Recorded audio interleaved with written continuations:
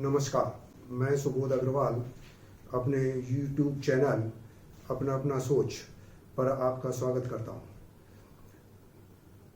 आज भी विषय वही है, जुडिशियल रिफॉर्म।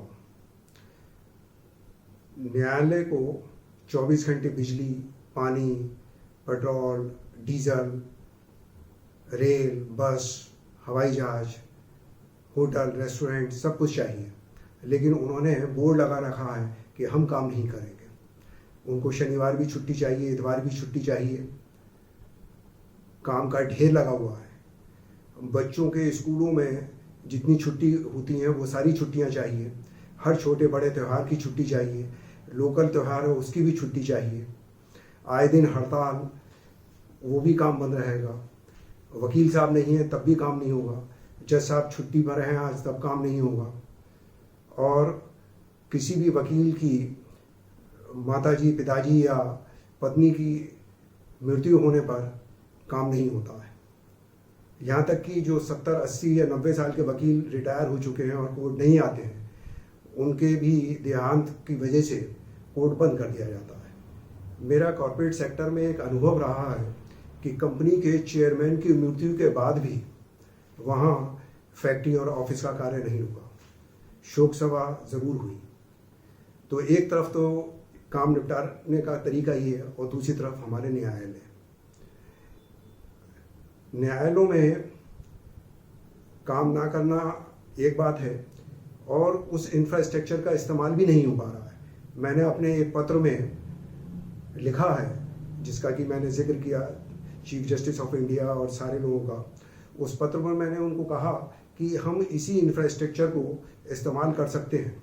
हमारे देश में टैलेंट है और एम्प्लॉयमेंट की भी ज़रूरत है। जजों की नियुक्ति की जा सकती है, वकील तो मारे मारे फिर ही रहे हैं, और क्लरिकल स्टाफ, उन सबको एम्प्लॉयमेंट चाहिए। आप कोर्ट की फीस कितना भी बढ़ा लें, वो फिर भी लोगों को राहत देगी, क्योंकि आज की तारीख में जो भी कोर्ट की फीस आप रखे हुए हैं उससे 100-200 गुना ज़्यादा समय और पैसा वो पहले ही खर्च कर चुका होता है। और कोर्ट से लोगों को न्याय की एक उम्मीद रहती है, एक फैसले की उम्मीद होती है। न्याय क्या, फैसला। तो उस फैसले की उसको उम्मीद होती है, चाहे उसके फेवर में हो या उसके अगेंस्ट हो। ये प्रपोजल बड़ा अव्यवहारिक लग सकता है, लेकिन वो इंफ्रास्ट्रक्चर इस्तेमाल करते हुए आप इसी क्षमता से भी कुछ ना कुछ तो काम बढ़ा सकते हैं। दूसरा देखिए, इसमें सम्मन, जो स्पीड पोस्ट है वो 72 घंटे में पहुंच जाती है। सम्मन सालों साल नहीं पहुंच पाते। सम्मन तामील कराने के लिए पैसा दीजिए, सम्मन रुकवाने के लिए पैसा दीजिए, और फिर भी सम्मन सालों साल तामील नहीं होते हैं। मेरा भी एक केस है जिसमें 2 साल से अभी तक सम्मन ही तामील नहीं हो सका। तो इन विषयों पर सोचना बहुत आवश्यक है। मैं अपने एक पत्र का जिक्र आपसे करूंगा जो मैंने सुप्रीम कोर्ट में लिखा।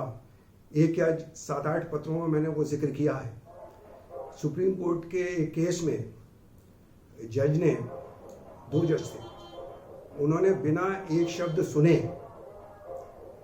कैविएट लगी होने के बावजूद और अधिवक्ता के वहाँ मौजूद होने के बाद 5 सेकंड में केस का फैसला दे दिया।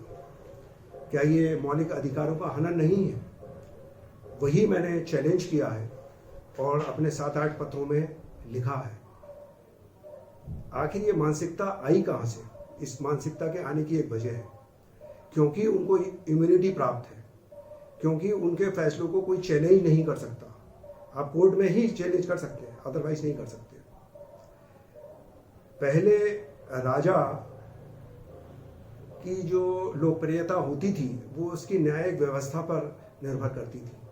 आज की तारीख में राजा कोई और न्यायिक व्यवस्था किसी और के पास। राजा के पास न्यायिक व्यवस्था नहीं है, जवाबदेही उसकी है। जिसके पास न्यायिक व्यवस्था है उसकी जवाबदेही ही नहीं है। तो फिर ये मानसिकता क्यों ना डेवलप हो जाए, क्योंकि हमारा कोई कुछ बिगाड़ नहीं सकता। आपको याद होगा, दोनों सदनों से एक बिल पास हुआ था सर्वसम्मति से, जिसमें न्यायालयों में जजों की नियुक्ति से संबंधित कमेटी का गठन किया गया था, उसको भी सर्वोच्च न्यायालय ने निरस्त कर दिया। यानी चुनी हुई सरकारों द्वारा दोनों सदनों से पास बिल को भी वो निरस्त कर अपने कोलेजियम सिस्टम से नियुक्ति करते चले आ रहे हैं। हमें नहीं पता कि संविधान में इसका कोई प्रोविज़न है भी या नहीं है। दुनिया में स्वयं नियुक्ति करने का कहीं कोई उदाहरण दूसरा है या नहीं है। मैं इस वीडियो को ज़्यादा बड़ा ना करते हुए आपसे पुनः आपके सुझाव और कमेंट्स की उम्मीद करता हूँ। इसी के साथ नमस्कार, जय हिंद।